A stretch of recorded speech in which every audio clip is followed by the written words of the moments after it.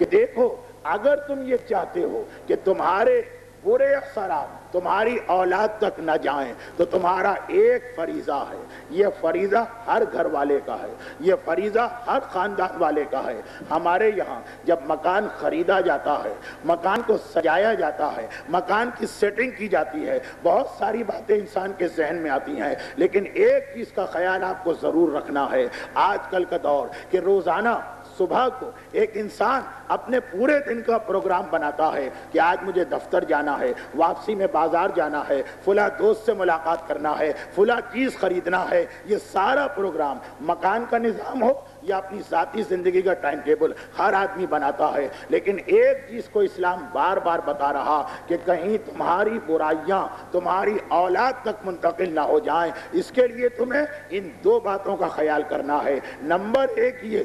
کہ جو بھی برائیاں تمہارے اندر ہیں جنہیں یقیناً تم ختم کرنے کی کوشش کر رہے ہو، لیکن اپنے گھر کے ماحول کو، چاہے وہ فلیٹ ہو، چاہے وہ چھوٹا سا مکان ہو، چاہے وہ بنگلہ ہو، اپنے گھر کے ماحول میں کوئی ایسی چیز رہنے نہ دینا جو کبھی تمہیں برائی پہ لے جائے، اور جتنی بھی ایسی چیزیں جو خود بخود تمہیں نیکی کے راستے پہ لا سکتی ہیں انہیں اپنے گھر میں رکھنا، چاہے ابھی تمہیں اس کی ضرورت نہ بھی ہو۔ میرا جملہ ابھی آپ کی سمجھ میں نہیں آیا لیکن سن لیجیے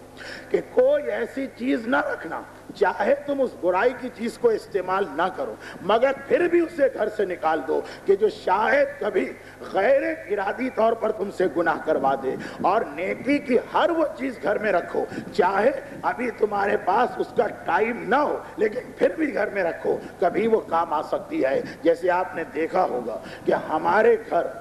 ایسے گھر جہاں لوگوں کو قرآن پڑھنا بھی نہیں آتا، لیکن ہمارے بزرگوں نے ایک چیز یہ منتقل کی کہ گھر میں قرآن ضرور ہونا چاہیے، چاہے خود وہ شخص قرآن نہیں پڑھ سکتا ہے لیکن قرآن ضرور ہونا چاہیے۔ اس کا ایک فائدہ، یقیناً خالی قرآن بھی ایک برکت والی چیز ہے لیکن اس کا ایک فائدہ، اور ابھی میں تفصیل میں جاتا ہوں۔ ایسے گھرانے جنہوں نے گانا سننا بند کر دیا،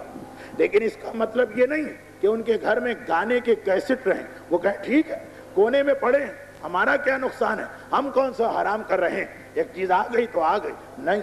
حرام چیز چاہے استعمال نہ بھی کرو لیکن اس کو گھر سے نکال دو، اس کے بعد کے نقصانات ہو سکتے ہیں، روایت ابھی آپ کے سامنے آ رہی ہے۔ اسی طرح سے بہت سے لوگ، ان کے پاس پڑھنے کا وقت نہیں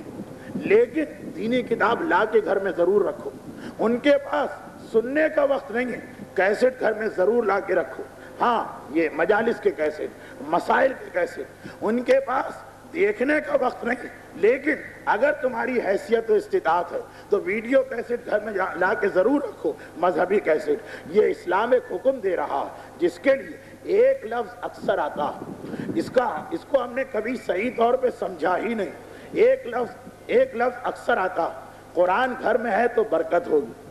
گانے کے آلات گھر میں ہیں تو برکت اڑ جائے گی، یہ برکت ہوگی وہ برکت نہیں ہوگی۔ اس کا مطلب کیا؟ اس میں ایک یہ چیز بھی شامل ہے اور میں اس کی وضاحت کر رہا ہوں۔ ہمارے ماحول اور معاشرے میں ایک بڑی بدقسمتی یہ ہو گئی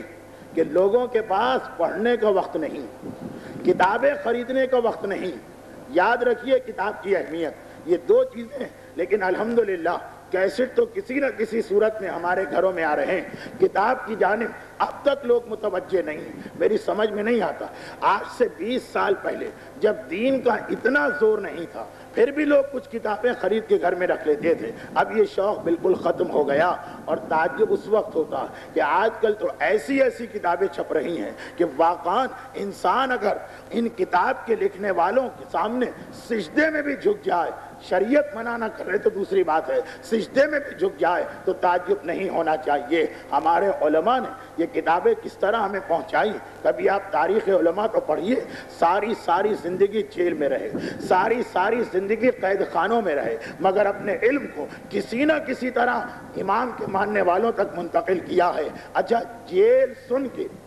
یہ نہ سمجھیے گا جیسے کراچی کی جیل ہوتی ہے، یہ نہ سمجھیے گا جیسے انڈیا کی جیل ہوتی ہے۔ پرانے زمانے کی جیل کیا تھی؟ اندھے کنویں میں کسی کو ڈال دیا،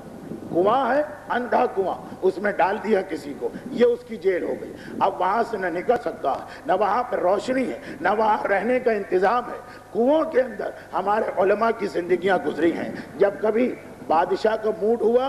حکم دیا کہ مٹی کے برتن میں روٹی رکھ کے یہ مٹی کا برتن کنویں کے اندر ڈال دو، مٹی کا برتن پھینکا گیا، ٹوٹ گیا، روٹی بھی بکھری اور ٹھیکرے بھی بکھرے، لیکن ہمارے علماء نے روٹی تو اس لیے استعمال کی کہ خودکشی اسلام میں حرام ہے، اور پھر یہ مٹی کے ٹھیکرے، یہ جو برتن ٹوٹا اسے اٹھایا، کسی نہ کسی طرح اس کے اوپر ایک ایک ٹکڑے کے اوپر ایک ایک ورق کتاب کا لکھا، آدھی رات کو کنویں سے اس کو اچھال دیا۔ جاننے والوں کو معلوم ہے، امام کے ماننے والوں کو پتا ہے، وہ رات کے وقت اکثر یہاں سے گزرا کرتے ہیں، کسی کو مٹی کا ایک ٹھیکرا ملا، کسی کو ٹوٹے ہوئے برتن کا دوسرا ٹکڑا ملا، یہ اپنے اپنے گھروں میں لے کے گئے، باقاعدہ کنکر جمع کر کے کتابیں مرتب کی گئیں اور ہم تک یہ کتابیں آئیں۔ اتنی محنت کے ساتھ، اتنی زحمت کے ساتھ، اتنی پریشانیاں اٹھا کر علماء کرام نے یہ کتابیں ہم تک پہنچائی ہیں۔ اندھے کنویں سے مٹی کے کنکروں پر ورق لکھ کے ماننے والوں کی مدد سے ان کو پہنچایا جا رہا، اور یہ کتابیں الحمدللہ اب تو اردو میں ترجمہ بھی ہو رہی ہیں، انگریزی میں ترجمہ بھی ہو رہی ہیں، لیکن آپ دیکھیں ہماری قوم اب تک اس سے غافل ہے۔ یہ کوئی اہمیت تو ہوگی جو اتنی زحمت ان علماء کرام نے اٹھائی۔ اگر آپ کے گھر میں ایک کتاب آ جائے تو